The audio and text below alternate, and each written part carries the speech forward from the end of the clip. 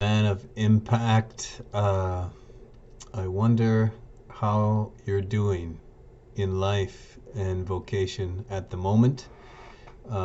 Certainly continue to try to navigate things and to live them with trust. And one of the virtues that we've been praying for here at St. Ambrose, and I want to commend to you today, is the virtue of hope.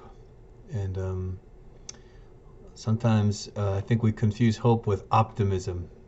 And I know that maybe early on, in times when things were different in the pandemic, there was definitely hope there, but there was maybe more optimism than I knew. And I only discovered that because at a certain point, when I realized this was going to be longer than I had imagined, I felt quite deflated and had a little difficult time summoning enthusiasm and energy for the different responsibilities that are mine and that I love. But so just want to invite us to a living hope. You know, we believe this is among the three most important virtues. We call it a theological virtue, a supernatural virtue, which means that it comes from God. You know, He's the one who gives and generates it in us. And of course, we get to cooperate and to contribute, but it's from God, and it helps us to look towards God. Like all is from God and for God, and moving towards Him. And I know that when I'm living from hope, I don't fixate on the secondary aspects of life, or I get frozen in them, but I can I'm a little more lighter to just say, well, everything can be an offering, and my time here, I'm a pilgrim, you know, as you are, and so I just want to keep moving and stay light in hope. One of my favorite definitions of hope comes from St. Paul in his letter to the Romans. And he says, we have peace with God through Jesus Christ. Through Him we have obtained access to this grace in which we stand, and we rejoice in our hope of sharing the glory of God. And hope does not disappoint, because the love of God has been poured into our heart through the Holy Spirit.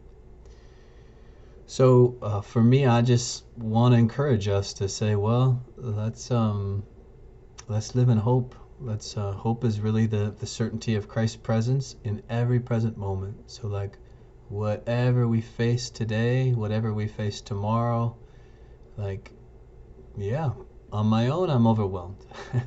But if I have the certainty of His presence, if I've tasted His love, if I know His fidelity more and more, then I just know. I know it'll be okay. Like, I don't know how. It might not be okay as I imagine it, but this is the beautiful thing about God's promises and His Word, is it actually begins to shape our imagination. It helps us to shape, like, if I just imagine on my own terms, then it's always going to leave me wanting. But if God's promise and His trustworthy words to me and to you sort of affect my imagination, well then all things are possible. So even if it's a difficult path, even if there is real adversity, even if there is a waiting aspect to hope, it's not idleness, and nor is it defeatism. You know, like we belong to Him, and the promise of His presence is certain, so we walk.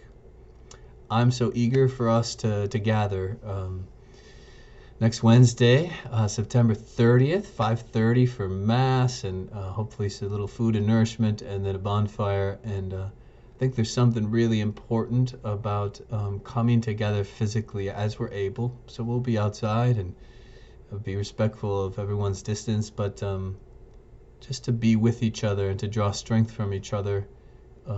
Hope is something that we can actually see, you know? We just open our eyes, look to our left, our right, that we can draw from one another. So I'm so eager to be together.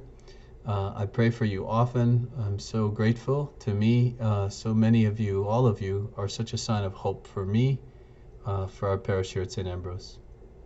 God bless you.